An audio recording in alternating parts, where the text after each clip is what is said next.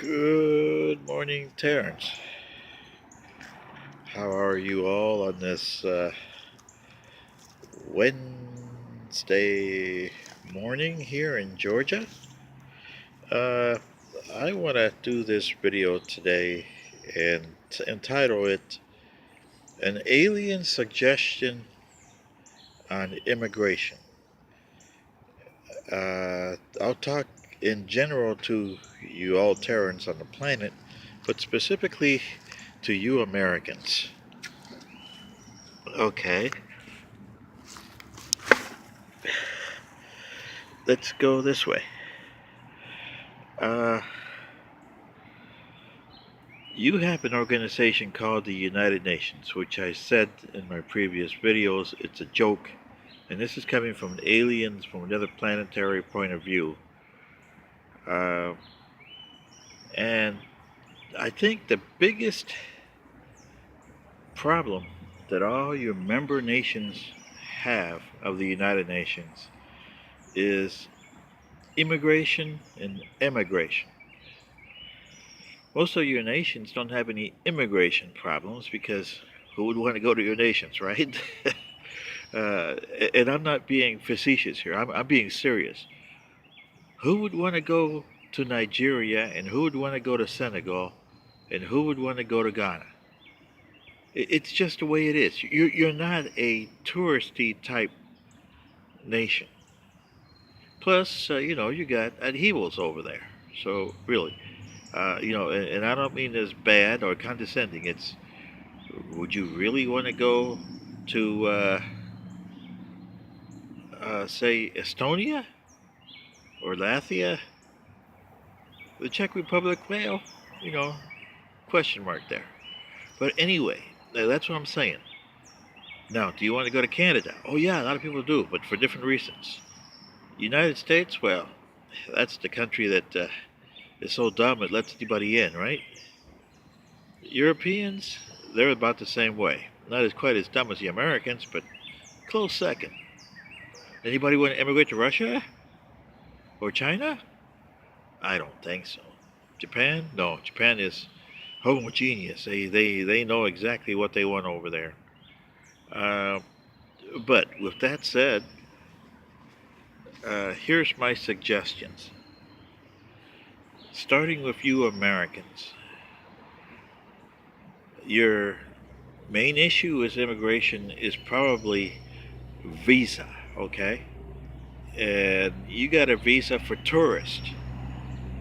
Now, tourist visas is what, 30 days maybe, 60, maybe 90. I don't think you got any more. And I don't know much about the way you do things because, like I said, I'm an alien here. But I imagine that you guys have a 30, 60, or 90-day term for people to come in and visit your country and take pictures and souvenirs and trinkets, and away they go, right? Okay. Now, you know that those countries, those people have to come from a country. So when they leave their country, they're immigrating.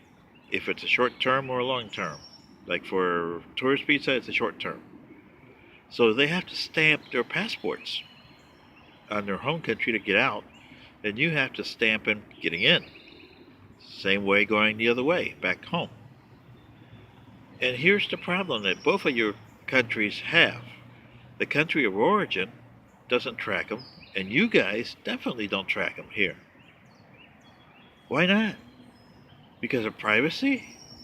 Come on, Americans. You know as well as I do that when you started using technology, your privacy went out the window. So, privacy, you should have your courts declare that doesn't exist. It's null and void. Quit with the stupid charade on privacy. You don't have any. Look at the people hacking all your systems. The people here know they don't have no privacy because all their information is out there and for everybody else to see planet wide. So what's going on with privacy here? Anyway, kick that out of the way.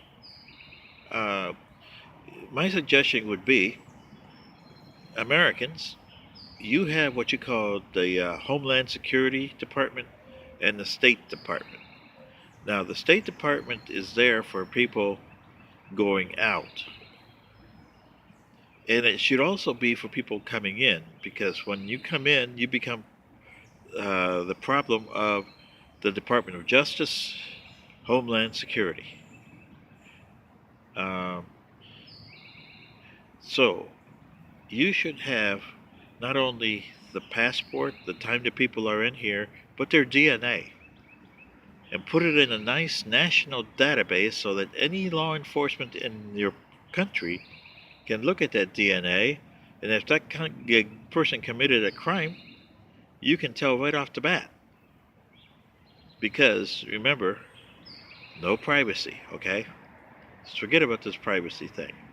Um, then, if at the end of a certain period, uh, the person has not checked out, and this is where you have to work with the people that bring them in, airlines, boats, trains, however they get in here, those companies have to work with your country because they are your companies.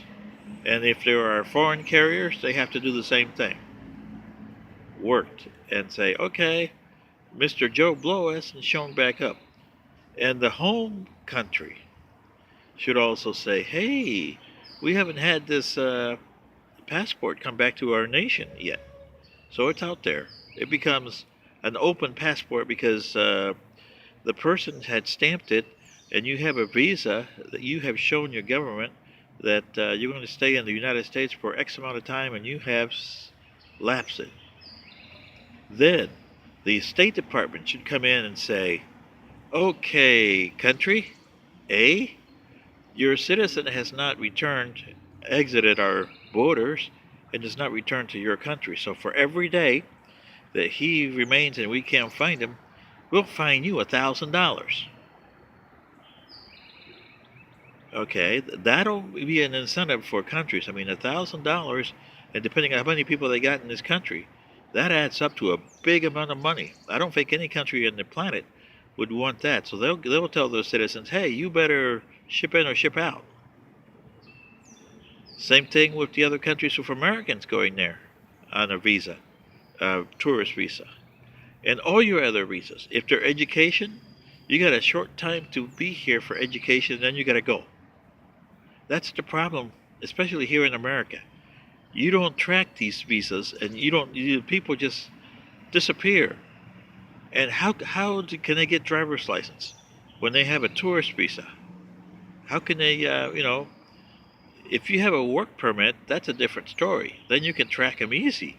But with a tourist visa, education visa, and all the other so-called visas that you issue here, other than work permit, you guys don't track.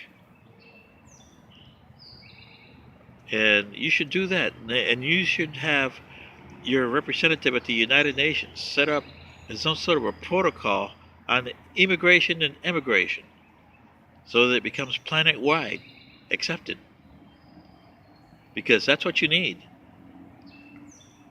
Countries have to be responsible. To give you a hint, the host that I'm in here, Mr. DeGracia, he comes from Panama. And he has to report everything that happens because he's still a citizen of Panama here in the United States to his home country. Give you a hint, his mother, who came here in 1960, she was married to an American. Didn't report her exit from Panama because it was a canal zone at the time, so she left from the canal zone. Okay. In 1971, she went back to Panama to visit. And she got in a heck of a lot of hot water because, A, she had divorced her first husband, remarried, never reported those to the home country either. So when she tried to exit Panama, boy, did she get in trouble. It took her, a few $1,000s to get this resolved. And this is what I'm saying. If we got, nations like Panama that does this, oh, and by the way, when you leave Panama, you have to have what they call a pase salvo, which translated to English would be the closest thing would be, you owe nothing to the government, and you are okay and good standings to leave. And most countries don't do that. El Salvador, hey, they don't care how you leave, just leave. Guatemala, same way. Mexico, throw them to the Americans, have them be your problem. And the Russians, same thing. Well, you know what the Chinese are doing. They're putting people in containers and bringing them here. So, uh, this is what I'm saying. Americans, what do you say? This is only a first step. So let me know.